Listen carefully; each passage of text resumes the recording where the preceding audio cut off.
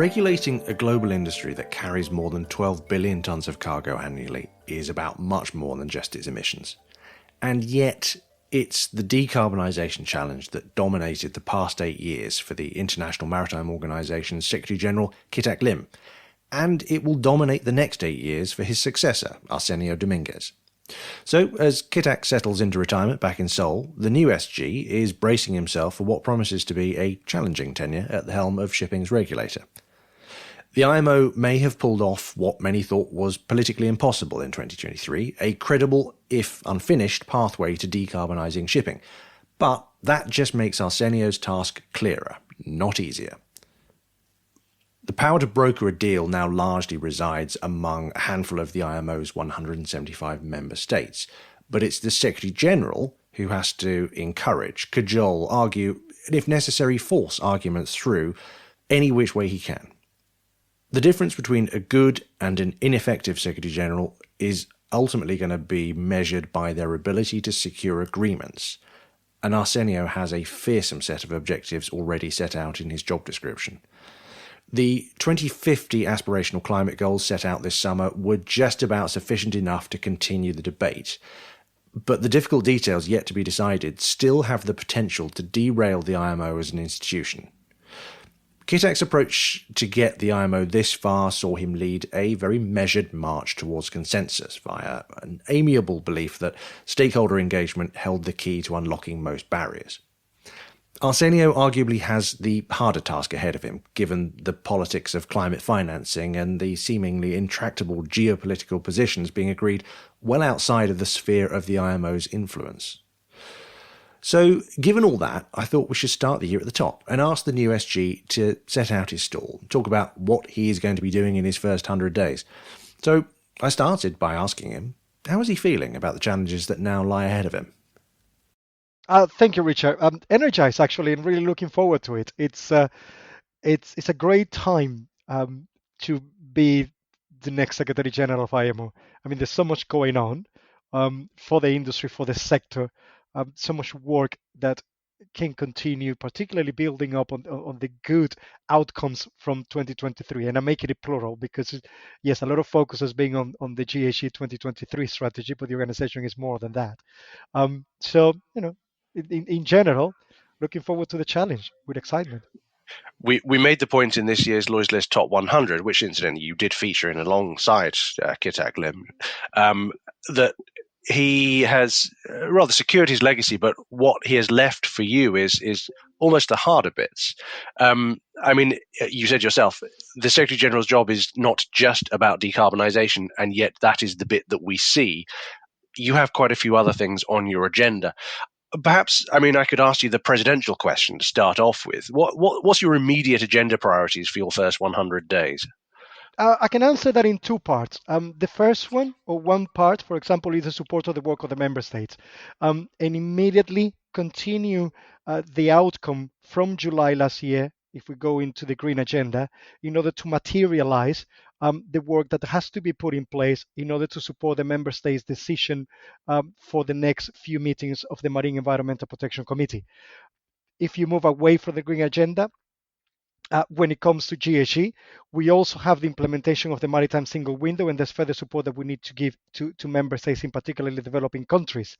Then you have the work that we need to increase when it comes to the human element with the revision of the convention of training, certification and watchkeeping of seafarers, but also to pick up again on all the learnings from the COVID pandemic, the negative effect that it has on the seafarers, and of course the geopolitical situations that also continues to demonstrate the negative effect on seafarers. And that's further work that the organization needs to do there.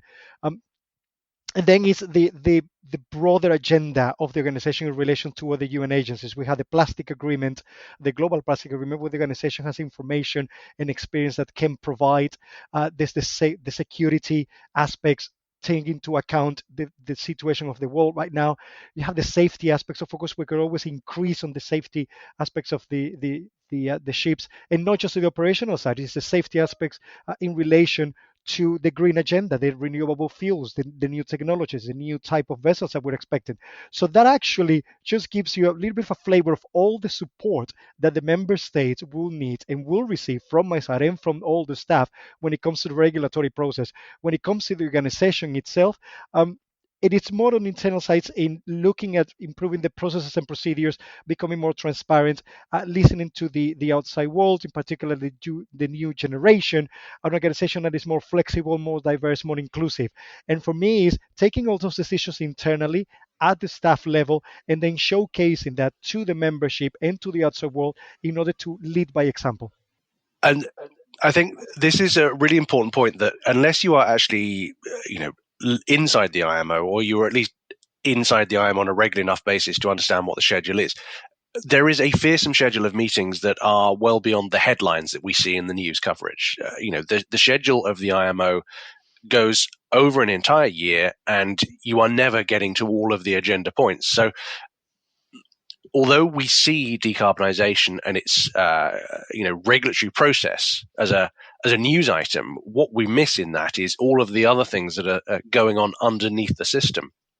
So, I mean, I guess the question is, that's your immediate priorities, and familiar listeners listening to your campaign will note that there's a lot of things on your agenda there, but you've got 4 years in your initial term. I'm assuming you're hoping to go for an 8-year term. Give us a flavour of what you want to achieve by the end of your term. What do you want your? It's a bit early to be thinking about legacy, but you've got a relatively short agenda here. What do you want to do with this? Well, let's start with one of the main comments that you made there. And yes, it's taking the opportunities of what the Green Agenda has done to the organization. It has put us on the map. But as you rightly said, there's a lot more work that goes there. But since we've been showcasing more and more, for me, it's important to take that as a positive and then use it for all the areas of the organization. So IMO is actually better known. So IMO is actually in everyone's minds when we actually talk about shipping with the sector. Let's talk about the first 4 years. That will take me to 2027. And if you look at it, the first thing is by then we will be implementing the midterm measures for the 2023 GSE strategy. We will be getting to the close of the implementation of the decisions on autonomous ships. But on the broader perspective, it's an organization that is recognized as more open and transparent, more flexible, that adapts, that is better known, that can cooperate. It's an organization that is ready for the future, for the new challenges, the new generations, that we can react quicker. And I know that we have processes and procedures in place for the member states, and that also goes in line with international law of the treaties in how long it takes to actually get this agreement. But at the same time is bringing the support to the membership, change the way that we provide technical cooperation to be more measurable, more tangible. So we focus on the results, and we can then tailor-made those kind of activities in order to leave the mark of how the organization is evolving and progressing. I've said it before, I'm not afraid of change. And for me, change is good because it allows us to measure ourselves and to shake up the things where they actually need to in order to get the results. That's the plan, and it's a solid plan. But what are the risks to you not achieving what you want to do here? Because you are beholden to a number of exogenous forces here. Just because you have set out an agenda and a time frame of things you want to do, you are beholden to so many other factors here. So what are the biggest risks in your view going into this that you want to be aware of?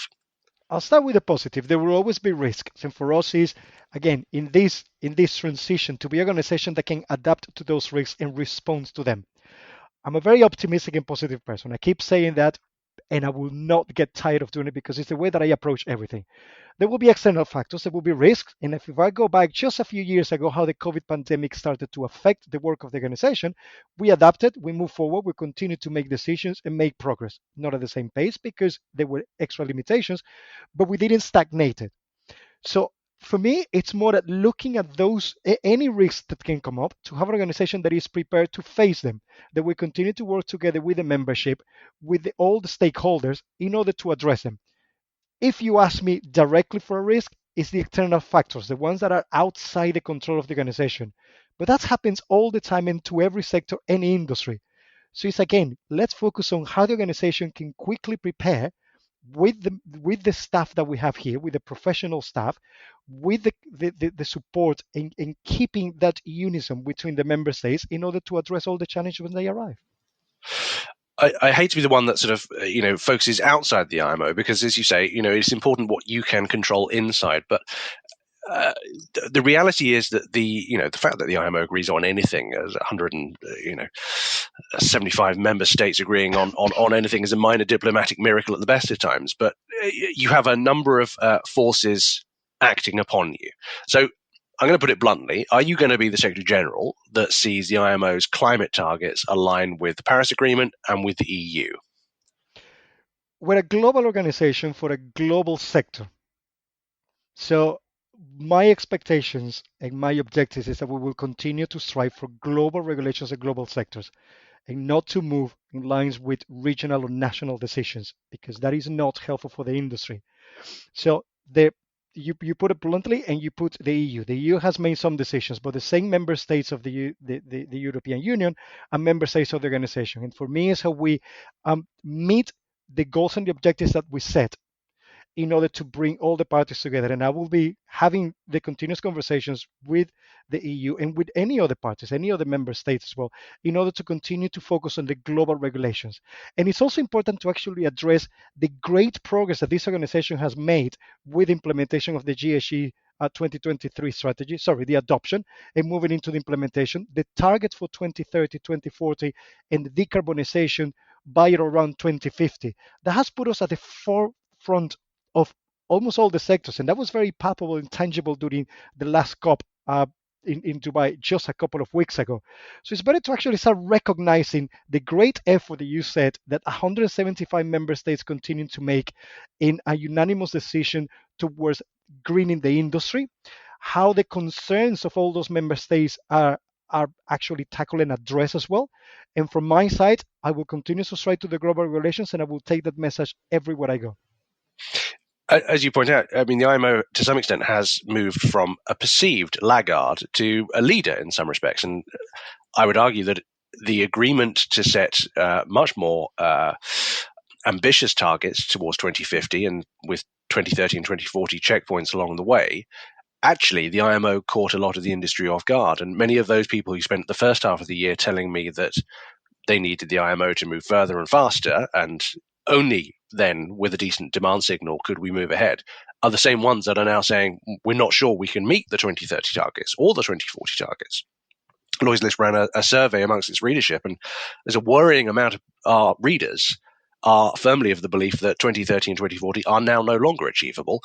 A worrying amount are still yet not sure that 2050 is achievable. So, I mean, do you think that the IMO is going to be able to take everybody else along with it on its ambitious pathway? Well, decarbonisation is not something that the organization and the sector can do on its own. That's very well recognized and accepted. And of course, there's further work that we need to do, and it's one of my objectives as well, in engaging more with other sectors and with the United Nations as well. COP made a very good decision in the progress of transitioning away from fossil fuels. That in itself helps the goals set by the organization.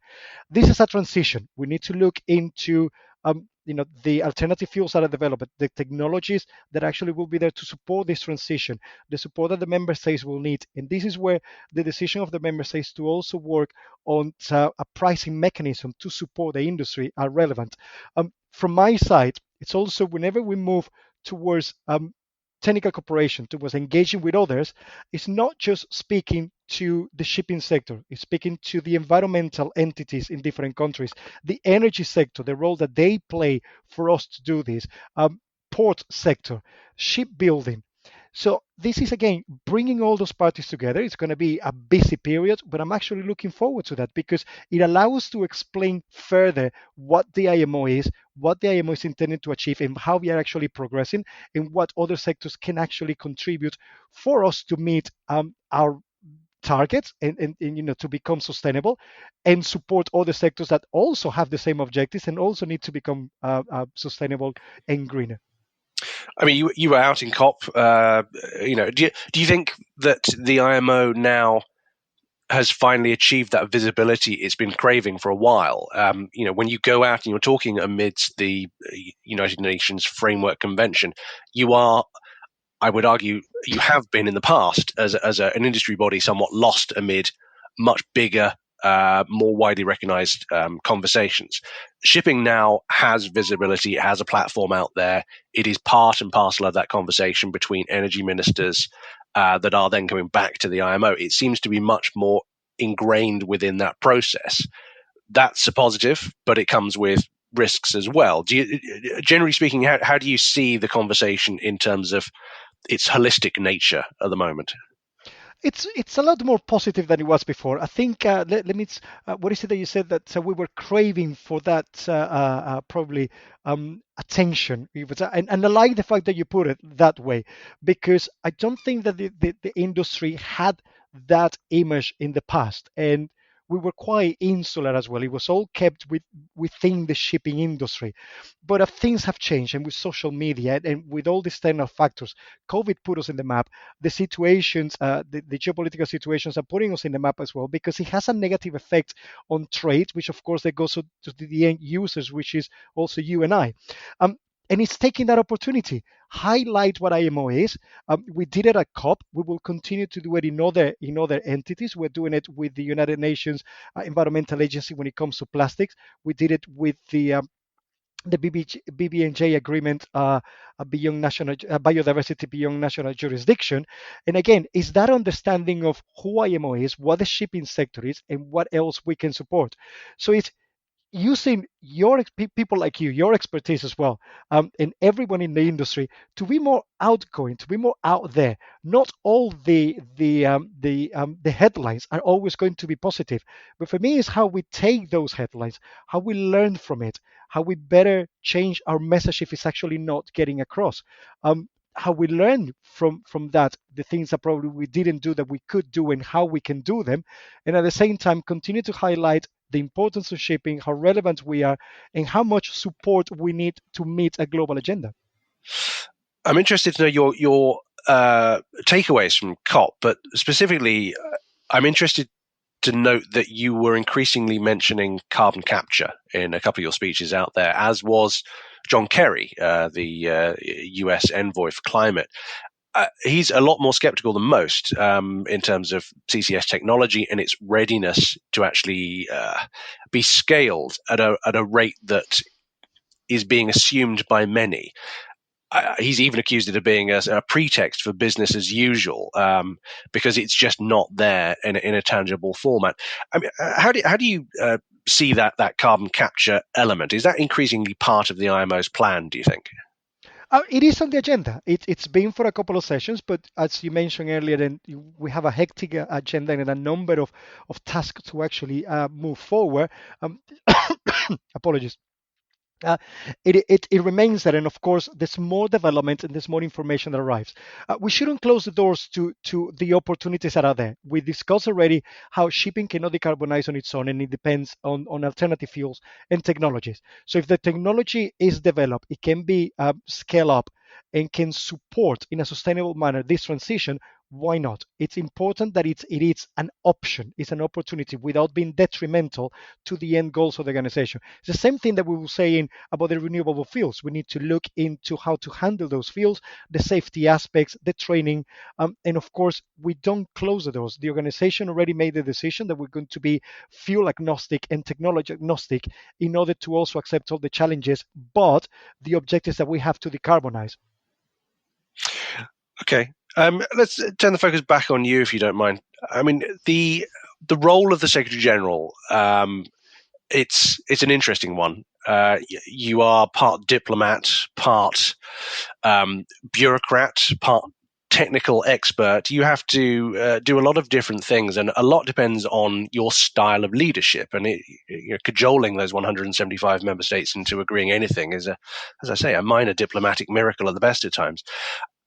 Your predecessors have had very distinct styles. I heard it described that the shift from Secretary General Metropolis to Secretary General Sekimitsu was one from a Napoleonic leadership style to a Confucian one. Now, Kitack Lim, your predecessor, he was very much of the opinion that getting people in a room together, discussing the problems, he could come to a solution. And he was, inclusive in some of those roles. Very amiable, very lovely guy, very highly respected. Give us a flavor of where you want to take this. What do you think? How would you describe your leadership style? What are you going to be doing that's different? How is the IMO going to feel, do you think, under your leadership? We're all different, as you said. There's different people, different challenges every time, different cultures, different characters. And for me, it's learning from all the experience that I've had from being a delegate, from chairing meetings like the Marine Environmental Protection Committee in order to bring the parties together. I lead by example. And that's the first thing that I take, and it's always looking forward with positivism in how we can achieve things, but at the same time addressing and listening to the concerns, not just put into one side, but it's what we can actually do with those concerns.